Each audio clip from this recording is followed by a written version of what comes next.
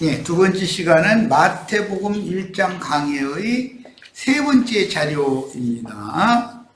자, 주제는 유대인의 왕, 혈통적인 예수님의 족보와 계시된 믿음 세계인 천국의 왕인 그리스도의 계보에 대해서 상고를 할 겁니다.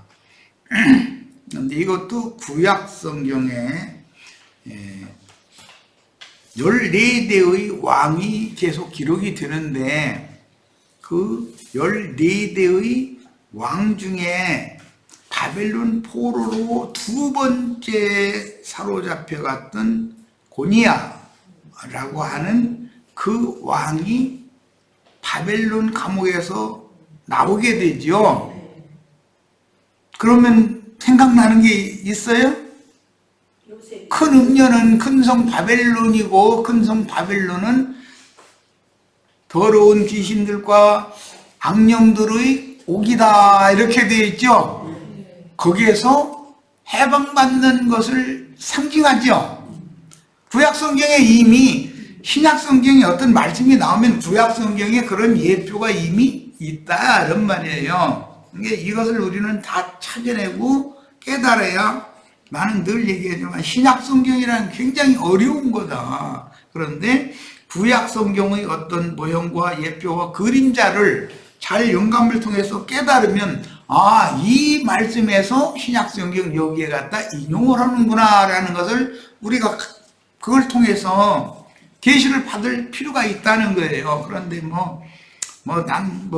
신말로 계시를 받을 필요가 있다. 그런데 이 지혜와 계시의 영이 우리에게 누구에게 임해야 되는 문제지. 내가 이거 좀 깨닫게 해주세요.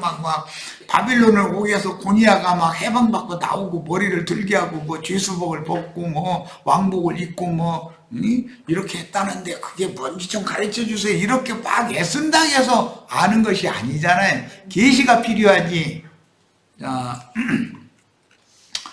3번 기름 부음 받은 다윗 왕의 역사적인 사실을 영적으로 적용하는 아브라함과 다윗의 자손 예수 그리스도의 세계, 우리 개역 번역에는 이렇게 되어 있지만 킹제임스라든지 회복역에는 다윗의 자손이며 아브라함의 자손인 예수 그리스도의 세계라, 이렇게 시작이 됐죠. 지난번에 내가 회복역 성경을 인용했는데 그거 읽었는데도 유심히 안 받는 것 같아. 자, 마태복음은 믿음의 조상을 강조하고자 하는 것이 아니라 믿음 세계의, 즉 천국의 왕 다윗을 강조한다라는 말이에요.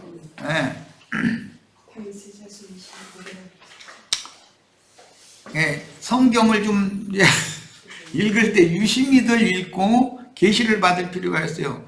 마태복음은 천국의 왕의 족보를 계시하는 것이 중점이기 때문에 지금 다윗의 족보를 내가 왜 이렇게 세밀하게 파고들었는가, 이것은 천국의 왕이신 예수님의 족보에 대한 예표니까 다윗 왕의 족보를 우선 알아야 되잖아요. 모형을 알아야 실상을 알지. 야, 이만희가 지가 실상이라고 했었는데. 자, 이미 마태복음 1장에 14대를 3번 반복하죠. 다윗이 기름 부음을 몇 번 받아야 돼요? 3번 받는 건 이유가 있다 이거예요. 자, 열왕의 아버지 아브라함과 역사상의 예언을 이룬 왕 다윗의 자손 인자 예수는 유대인의 왕으로 죽었으며 예수님의 죄패에 유대인의 왕 예수라고 써붙였죠. 천국, 즉 온 이스라엘의 왕으로 부활 승천하셨다가 그 영으로 재림하여 그리스도의 새 몸인 교회를 세우는데, 마태복음이 말하는 천국이라고 하는 실제로는 교회를 말한다 이런 말이에요. 세상 교계와는 다른 거예요. 주님이 몸된 교회는.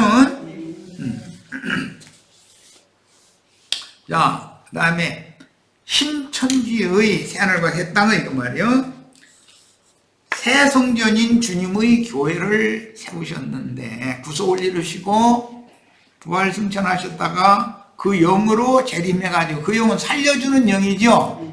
영을 살려주러 오신 거예요, 재림. 예. 영이 살아난 사람들을 모아서 그리스도의 몸으로 세우면 이게 그리스도의 몸된 교회라는 말이죠.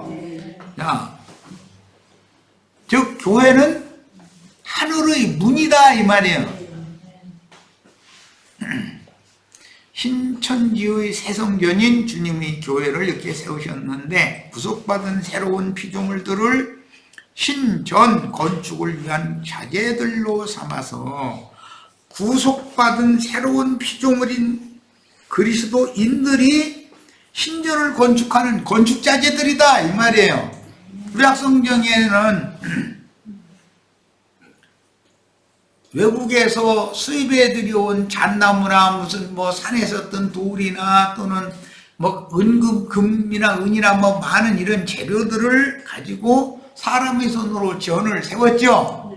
그것은 모형일 뿐이지 실제로는 예수 그리스도의 영으로 구속받은 주님의 참 제자들이 건축자재들이고, 그들이 모여서 연락하고 상합하여 그리스도의 몸으로 세워지는 이것만이 그리스도의 몸이다 이거예요.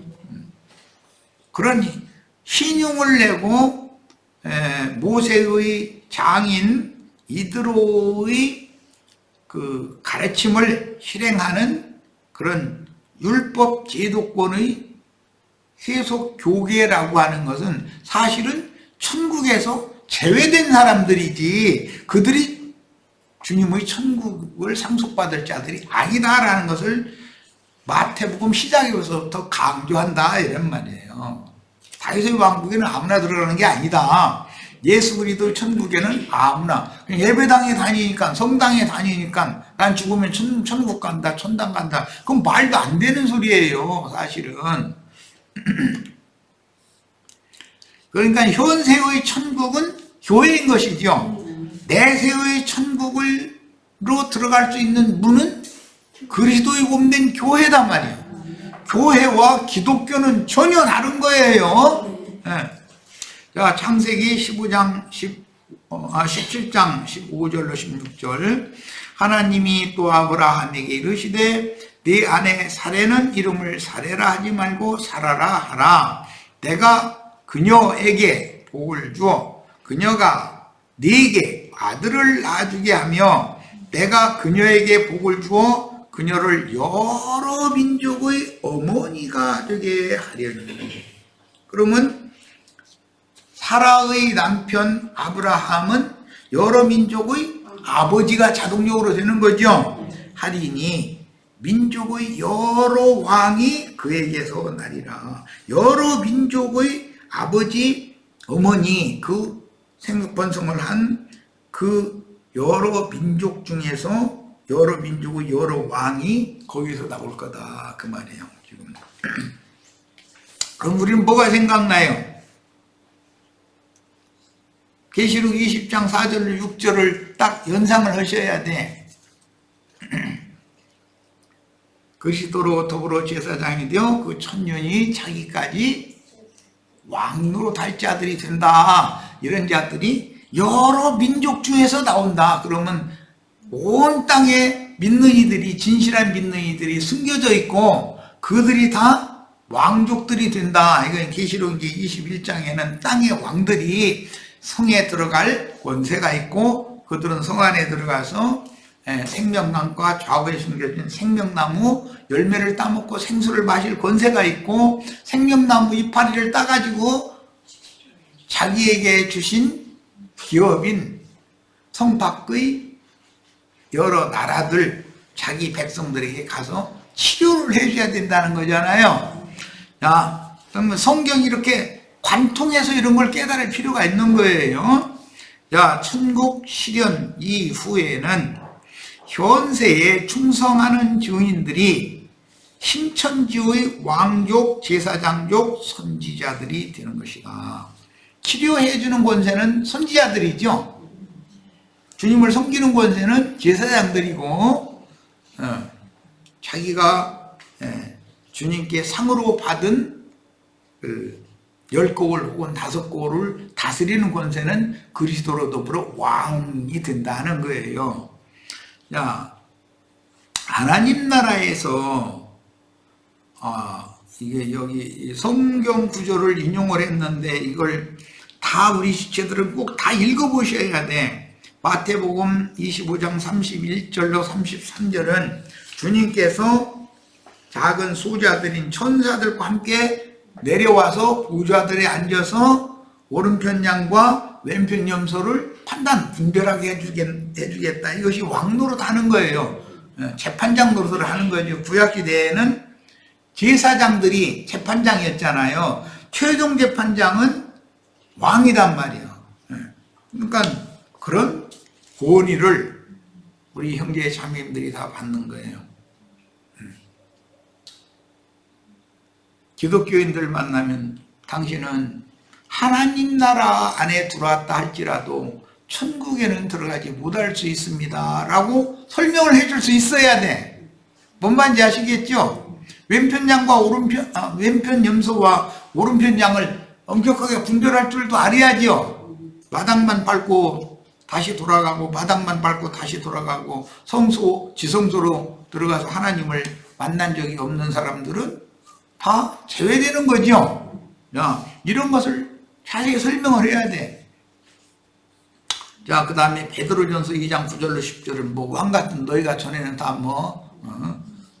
다 이방 죄인들이었는데 이제는 그리스도 예수 안에 들어온 너희는 다 왕 같은 제사장들이라 그랬어요.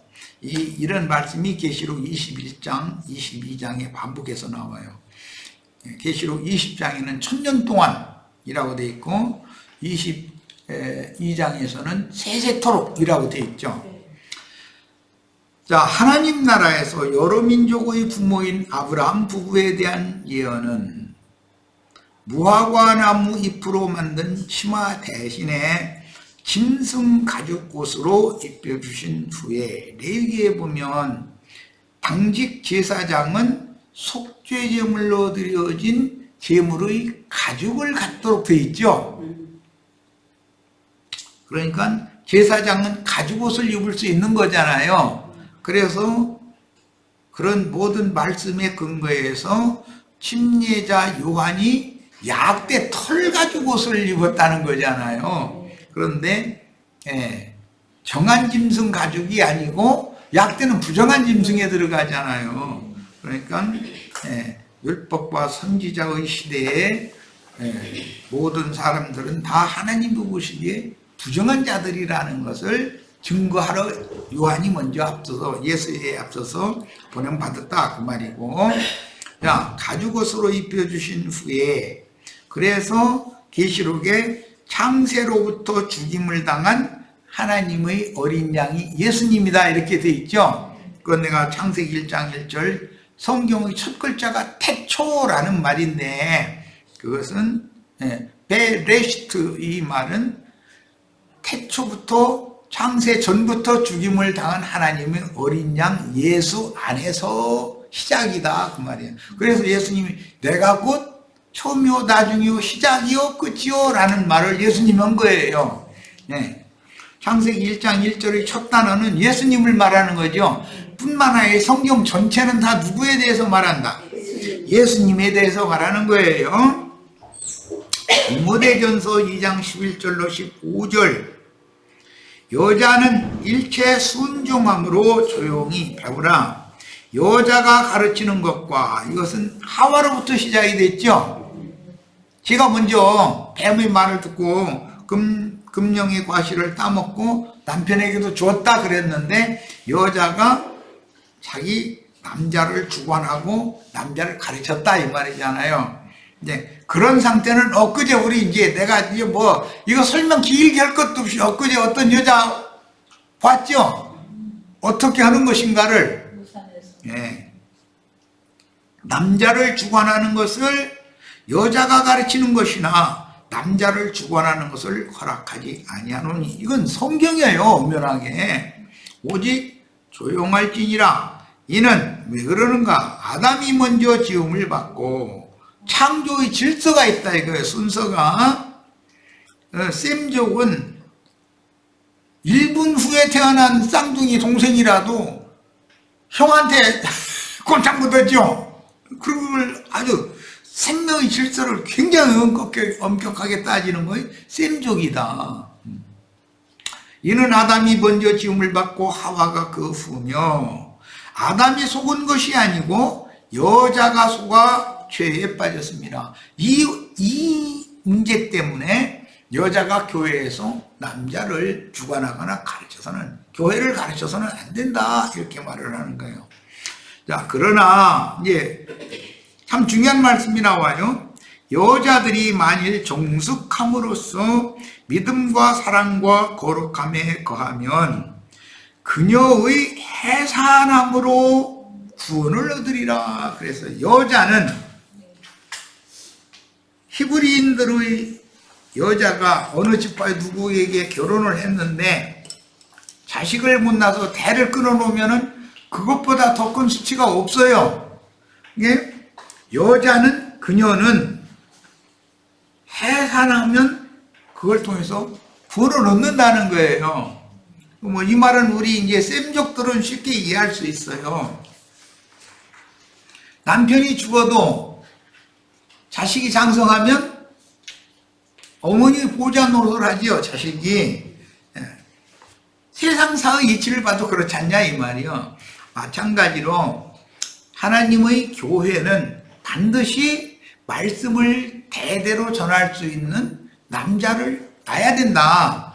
이것이 계시록 12장에 하늘에 해를 입고 발에는 달을 밟고 있고 머리에는 12면류관을 쓴 여자가 사내 아이를 낳았다 그랬어요. 그런데 그거는 용이 그 앞에서 기다리다가 삼켰다 그랬죠. 순교자다 이런 말이죠.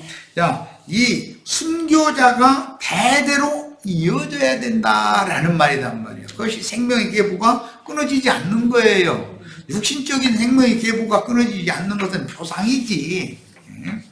자, 신약에서 모든 민족에게로 그 영의 보내심을 받은 사도들로 말미암아 세워진 교회는 여러 민족의 어머니를 실현하며 여자가 아들을 낳아 구원을 얻는 말씀을 이룹니다.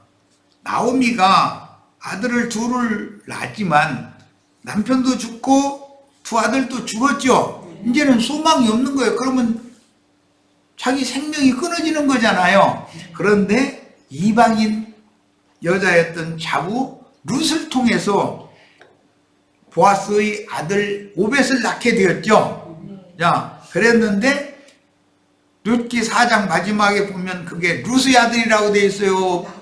나오미 아들이라고 되어 있어요? 이렇다 이거. 이것이 구속이다 이거예요.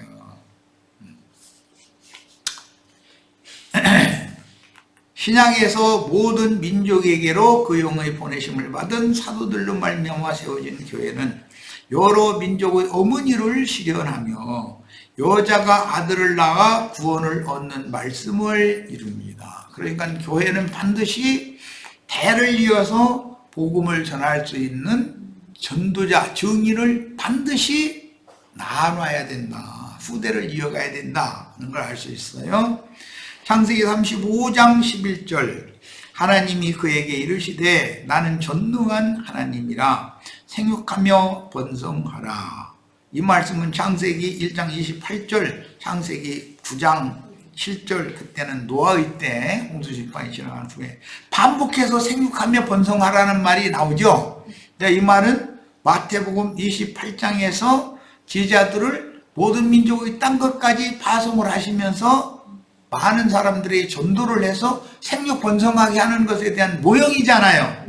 자, 그러니까 교회는 반드시 전도를 해서 사람을 얻어야 된다. 필수적으로 많은 사람을 얻는 그 중에서도 이제 하나님께서 남자로 영이 강하고 담대한 말씀을 전하는 은사를 맡은 자를 주님이 누군가를 보내줄 거단 말이에요. 그런데 전도를 하지 않으면 그 집안의 가문이 문 닫는 거죠. 이런 것을 상징한다. 셈족은 이것을 굉장히 중요하게 여겨요. 어떤 여자가 혼인을 했는데 자식을 못 낳았어. 그럼 태가 다쳤다고 그러는데 그게 저주다 이거예요. 그럼 고개를 못 들어. 그 이제 요한의 어머니나 그 마리아가 하나님께서 우리를 낮은 곳에서 들어주셨고 이 머리를 이렇게 들게 해주셨다 이렇게 표현을 하잖아요. 그 마리아의 손가라고 하는 또는 요한의 어머니 그 이름이 엘리사벳의 손가라고 하는 여기에 보면 나를 모든 이런 수치에서 나를 벗어나게 해주셨다. 해가면서 주님을 찬양하는 의역을 자식을 낳게 해주셨다 그 말이단 말이에요. 자, 한 백성은 35장 한 백성과 백성들의 총회가 4개에서 나오고 이건 히브리서 12장 22절로 23절에 보면 이스라엘의 총회 이야기가 나오죠. 이스라엘의 총회에서 쫓겨나면 즉 출교당하면 이스라엘 사람들은 그것은 세상 이방 사람들과 똑같이 지옥 자식이 된다는 걸 의미했기 때문에 이스라엘의 율법 중에서 가장 두려워하는 것이 뭐예요? 출교당하는 거예요. 출교당하는 거. 이방 나라로 쫓겨나는 거. 이것은 하나님의 은혜에서 그를 끊어내버렸다는 뜻이가 죽음을 말하는 거예요. 영적인 죽음을. 그래서 한 백성과 백성들의 총회가 4개에서 나오고 왕들이 네 허리에서 나오리라 그랬어요. 한 백성은 이스라엘 12지파이고 이 한 백성 이야기는 민수기에서 이미 이방 거짓 선지자였던 발람이 이 얘기를 했었었죠.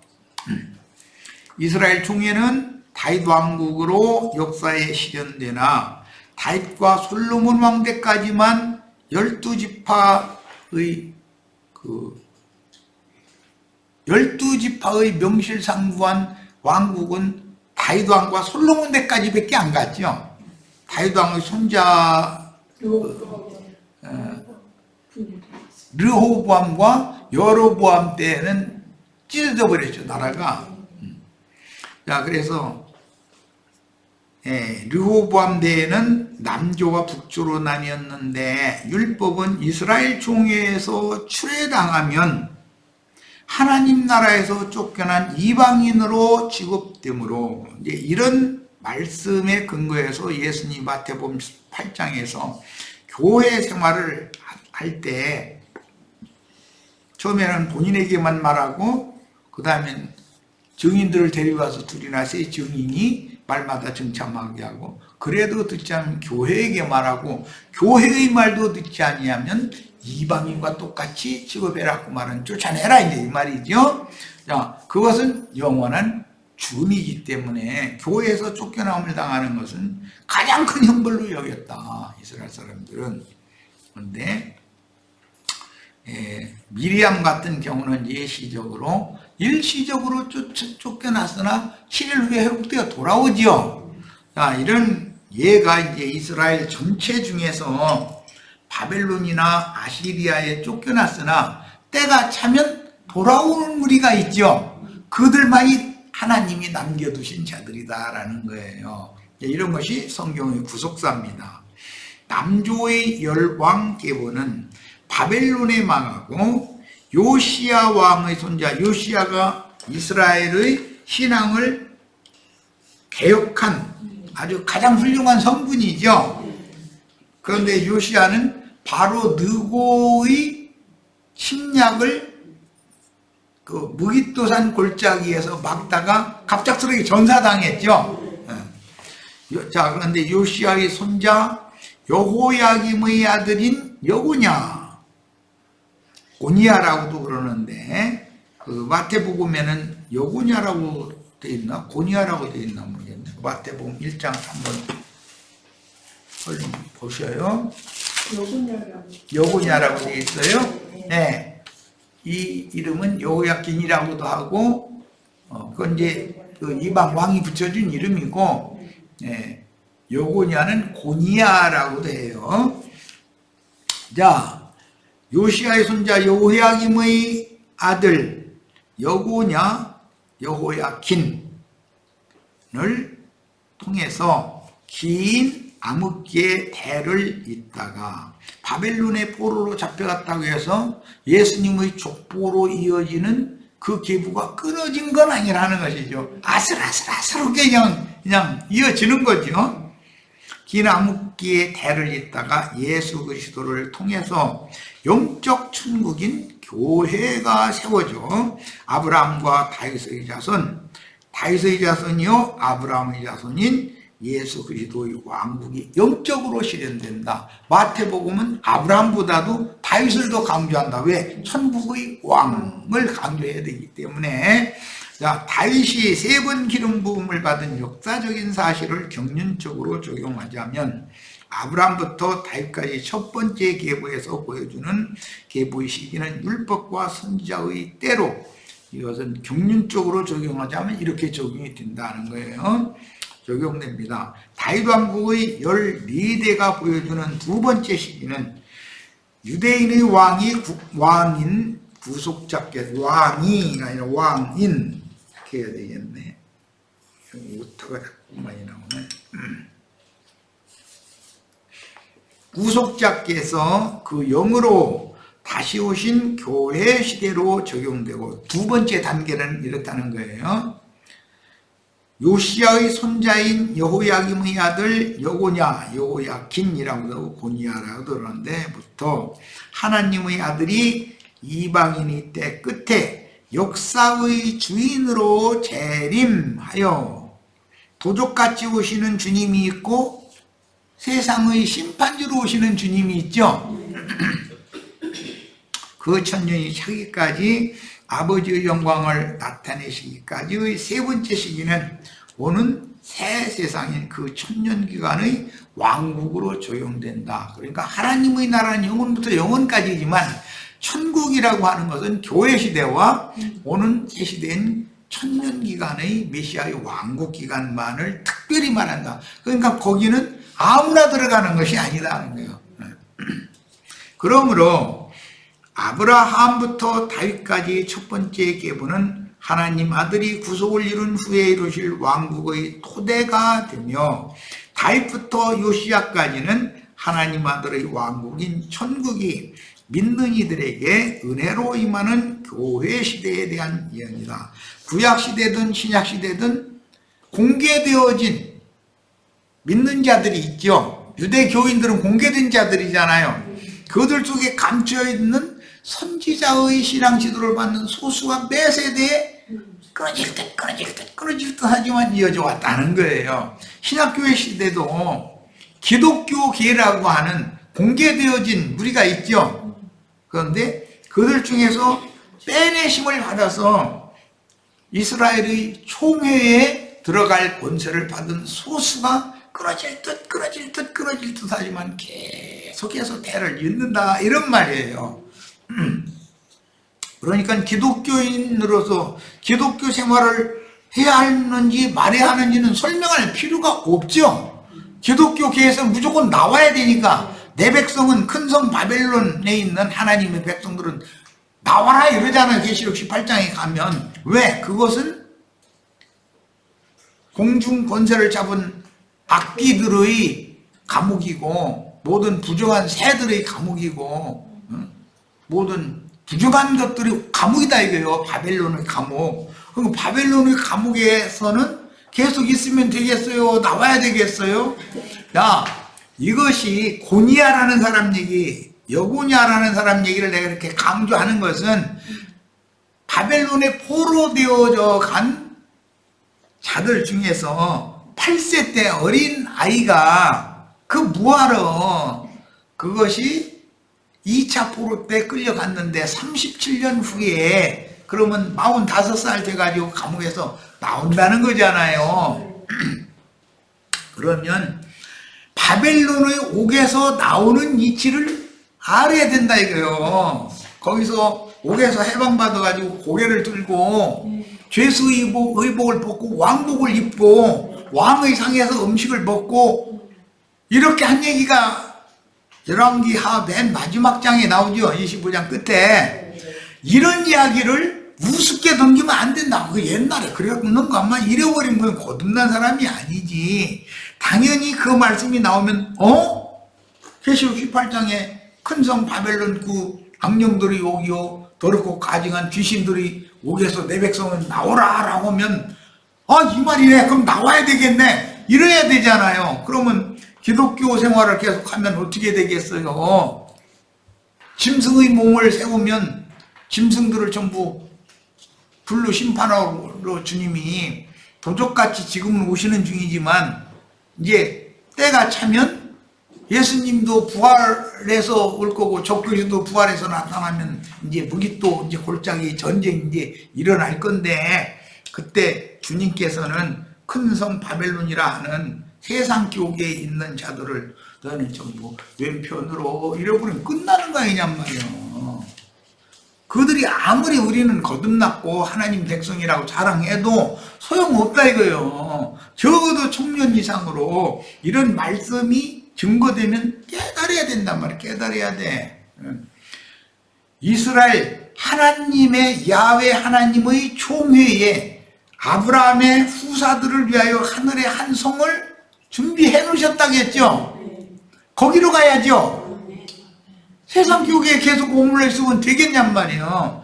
자, 오늘은 이제 시간이 됐으니까 여기까지만 하겠습니다. 그러므로 아브라함부터 다윗까지 첫 번째 계보는 하나님 아들이 구속을 이룬 후에 이루실 왕국의 토대가 되며 다윗부터 요시야까지는 하나님 아들의 왕국인 천국이 믿는 이들에게 은혜로 임하는 교회의 시대에 대한 예언인데 요시야의 아들들이 왕 노릇을 계속했지만 요시야의 손자인 여고냐가 머리를 들고 바벨론 옥에 끌려가서 어린 나이에 끌려가가지고 37년 후에 머리를 들게 하고 죄수 의복을 벗기고 왕복을 입혔고 죄수 음식을 이제 먹는 것이 아니라 기독교 목사들 설교는 그만 듣고 왕의 음식을 먹었단 말이에요.